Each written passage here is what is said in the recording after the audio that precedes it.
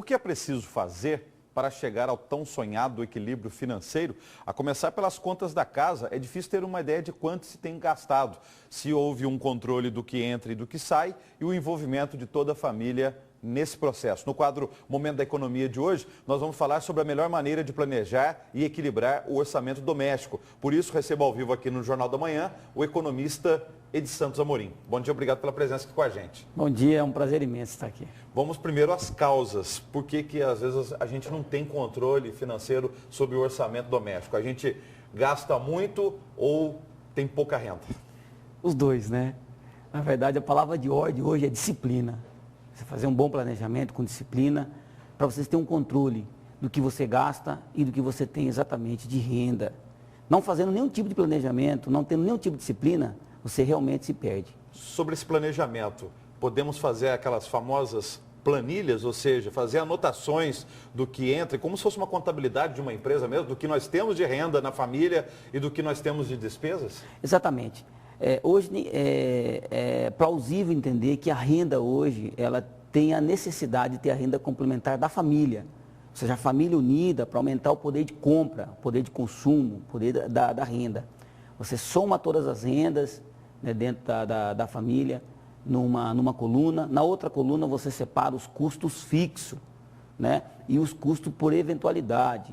Os custos fixos é aquele que paga todo mês, água, luz, telefone, uma prestação fixa. E tem aquelas que por evento, né? Cartão de crédito, o final de semana, a compra de um bem, de uma roupa, algo dessa natureza. Você faz essa conta, se a tua renda familiar for maior do que a sua despesa fixa, você está no caminho certo. Se a tua renda for menor do que as despesas, aí você está realmente no caminho errado. Agora, tem um percentual, por exemplo, despesas fixas, como conta de água, luz, telefone, internet, tem um percentual em relação à renda da família e as despesas variáveis também tem um percentual. Qual que seriam os limites? Hoje a renda total hoje, ela não tem que ultrapassar, a despesa total hoje não pode ultrapassar 60% da renda. Ou seja, 40%, até 40% para as despesas fixas. E aí mais 20% para despesas extras, né? Ou seja, você tem mais ou menos aí um controle de 60%. E 40% que sobra é para poupar, para guardar, para fazer uma reserva de dinheiro, de receita mensal.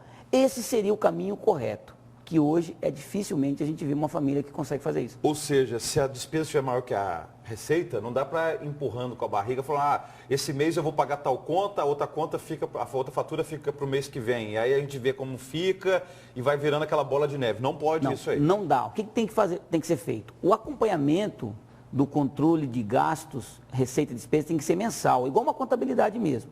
De um mês para o outro, você vê como é que foi o comportamento. Por exemplo, se nesse primeiro mês você começou com a despesa maior do que a receita, você já tem que começar a cortar. Cortar na onde, né?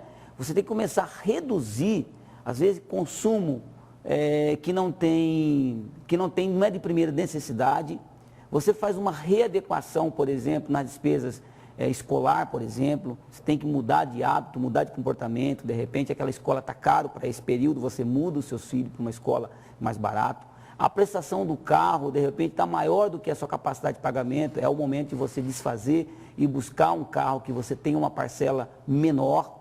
O cartão de crédito, se já estiver excedendo o seu limite de gasto mensal, você já para naquele exato momento para fazer uma readequação daquela conta, um parcelamento, que a parcela fique dentro do seu orçamento. Ou seja, começa a promover alguns gastos, até mesmo de supermercado. Tirar todos os excessos superfluos para você equacionar a sua conta. Agora, tem umas despesas diárias que são, às vezes, pequenas em termos de valor. Coisa de 3, 5, 10 reais, mas que no final do mês, dos 30 dias, também vira aí 100, 150, 300 reais. Também tem que tomar cuidado com essas despesas diárias. Esse controle quase a gente não faz, né? Teria que fazer também. Por exemplo, todo dia é o lanche do filho. É 5 reais ali para o lanche. É o café da manhã, é o pãozinho que tem que comprar todo dia. Às vezes é o ônibus, para quem não tem vale transporte, você tem que ter aquele custo. Esse custo tem que estar no detalhe da planilha. É como se você estivesse fazendo um controle diário. Você não tem entrada diária, mas você tem despesa diária, isso é importante. Porque no final de 30 dias, você vai saber o quanto que realmente você gastou e o quanto você tem de renda. Agora, se chegar naquela situação assim, ó, não tem como cortar as despesas mais. Nós vamos passar dificuldade aqui em casa, começar cortando despesa. Aí tem que melhorar a renda. Aí tem que melhorar a renda, procurando emprego extra ou integrante da família de maior idade que ainda não está no mercado de trabalho, tem que ser inserido para ajudar na renda familiar. Outra coisa que é muito comum hoje, geralmente famílias maiores, que tem aí avós tradicionais, acabam os avós também ajudando na renda familiar, contribuindo com o filho, né, com o neto, com as aposentadorias, né? Com as aposentadorias, adotando algum tipo de despesa para poder ajudar na renda da família. Isso é muito comum hoje. Isso também tem sobressaído, principalmente nesse momento que a economia nossa está vivendo uma situação totalmente instável e sem rumo, né? A hora que a gente observa que a inflação vai melhorar, ela tem uma nova alta. Então a tendência é de mais alta, de mais aumentos de preço. A exemplo disso, por exemplo, os alimentos começam novamente a ter novos índices de aumento. O acumulado de janeiro a maio, por exemplo, só a cebola teve um aumento superior a 45%, para você ter uma ideia. E a inflação do mês de junho, para você ter uma ideia, já se projeta anualmente chegar a 9%, e o que impulsionou a inflação no mês de junho, você acredita? Mais uma vez o governo federal aumentou os jogos da loteria, fez com que a inflação de preço tivesse uma nova projeção de alta. Obrigado pela presença, até semana que vem. Eu que agradeço, é um prazer imenso.